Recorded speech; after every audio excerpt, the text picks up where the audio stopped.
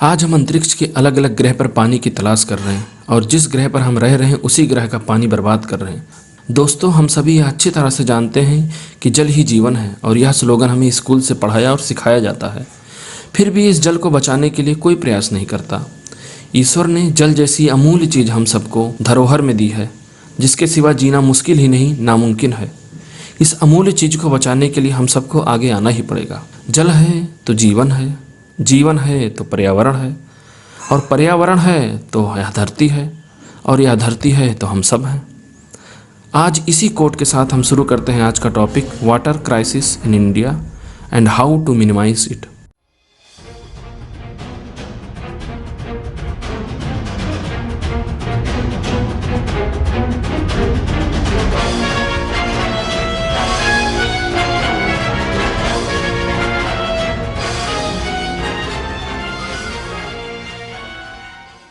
NASA ने 2002 से 2017 के बीच दुनिया भर में क्लाइमेट चेंज की वजह से होने वाले बदलाव के बारे में स्टडी किया है और इस एक्सपेरिमेंट का नाम है ग्रेस, जिसका फुल फॉर्म है gravity recovery and climate experiment. और उन्होंने ऑब्जर्व किया है कि धरती से पानी और आइस खत्म हो रहे हैं। अगर हम इंडिया की बात करें तो 2002 से 2008 के बीच में ग्राउंड वाटर काफ़ी नीचे चला गया है और 2009 में नासा ने वार्न किया था कि भारत का ग्राउंड वाटर ख़त्म हो रहा है, जो कि हर भारतीय के लिए एक चिंता का विषय है। और ये हाल तब है जब नॉर्मल बारिश हो रही थी। सोचिए तब क्या होगा जब बारिश नहीं होगा और अकाल पड़ेगा। ऐसे ही रहा तो भारत का northern part like Gujarat, Rajasthan, Punjab रेगिस्तान बन जाएगा। दोस्तों, भारत नदियों का देश है, जिसके उत्तर में गंगा, पूरब में ब्रह्मपुत्र, पश्चिम में नर्मदा और साबरमती और दक्षिण में कावेरी, कृष्णा, गोदावरी है। फिर भी हमें वाटर क्राइसिस क्यों देखना पड़ रहा है ना इंटरेस्टिंग सवाल। तो इसका सिंपल आंसर है कि भारत में पीने की पानी की पूर्ति नदियों के पानी से नहीं बल्कि ग्राउंड वाटर से होता है, जिसका इस्तेमाल हम पीने के लिए और सिंचाई के लिए करते हैं। आज भी भारत की लगभग 70% जनसंख्या डायरेक्टली या इनडायरेक्टली एग्रीकल्चर पर डिपेंड है और बिना पानी के एग्रीकल्चर संभव ही नहीं है। हमें आज भी गाँव में बड़े बड़े तालाब और कुएँ दिखाई देते हैं, जिसका उपयोग हम ग्राउंड वाटर को मेंटेन करने के लिए करते हैं। और 90% फ्रेश वाटर हमें ग्राउंड वाटर से ही मिलता है, जिसका यूज़ हम पीने के लिए करते हैं। नीति आयोग ने खुद एडमिट किया है कि भारत की 60% population extreme water stress area में रहता है। आज भारत का 2 स्टेट कर्नाटका और तमिलनाडु कावेरी नदी के पानी के लिए लड़ते रहते हैं और यह लड़ाई केवल भारत के अंदर ही नहीं बल्कि दूसरे देशों में भी हो रहे हैं, जैसे पाकिस्तान के साथ सिंधु नदी के पानी को लेकर हो या चाइना के साथ ब्रह्मपुत्र नदी के पानी को लेकर हो। और आने वाले समय में पूरी दुनिया में पानी के लिए टेंशन और बढ़ेगा।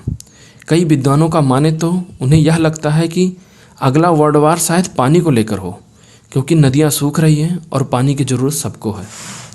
हम सबको पता है कि आने वाले समय में पानी की कमी होने वाली है, लेकिन आपने कभी सोचा है कि यह कमी क्यों है? इसका सिंपल आंसर है कि हमारा ग्राउंड वाटर रिचार्ज नहीं हो रहा है जितना उसको होना चाहिए। इसके पीछे कुछ रीजंस हैं, जैसे कि रोज़ पेड़ों का कटना, हर जगह कंक्रीट का फर्श या रोड बनना जो कि बारिश के पानी को ग्राउंड में जाने से रोकता है, कुआं और तालाब का सूखना और उसका रिनोवेशन ना करना, वाटर को पलूट यानी कि गंदा करना। ये सब कुछ मेन रीजंस हैं जिसकी वजह से हमारा ग्राउंड वाटर रिचार्ज नहीं हो रहा है। तो चलिए हम जानते हैं कि इसका कुछ उपाय भी है या केवल प्रॉब्लम ही प्रॉब्लम है।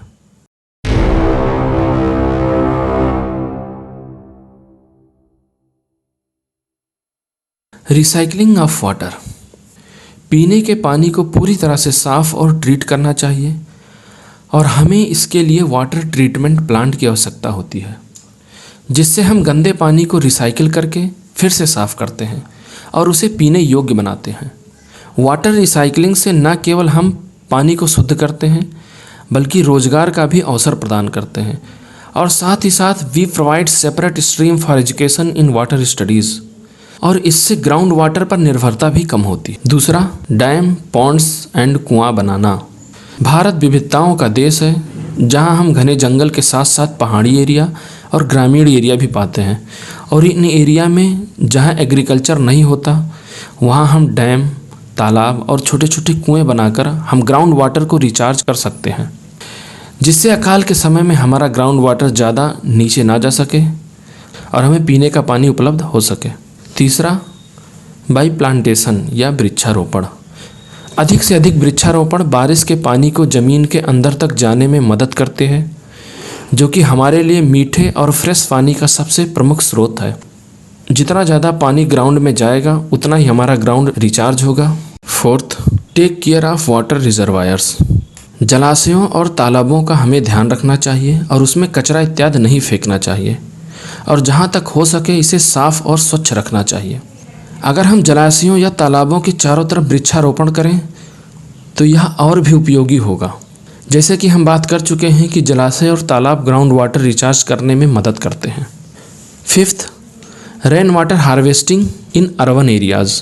जैसा कि हम देखते हैं कि मुंबई और दिल्ली में हर बरसात में बाढ़ आ जाता है और यह पानी गंदा होकर वेस्ट हो जाता है। हमें शहरों में भी रेन वाटर हार्वेस्टिंग करना चाहिए, जिससे कि ग्राउंड वाटर को रिचार्ज किया जा सके, और यह पब्लिक और प्राइवेट पार्टनरशिप से ही संभव हो सकता है। दोस्तों, अगर आपको हमारा यह छोटा सा प्रयास अच्छा लगा हो तो हमें कमेंट बॉक्स में अपनी राय जरूर दें, और साथ ही साथ इस चैनल को सब्सक्राइब करें और लाइक करें। बहुत बहुत धन्यवाद।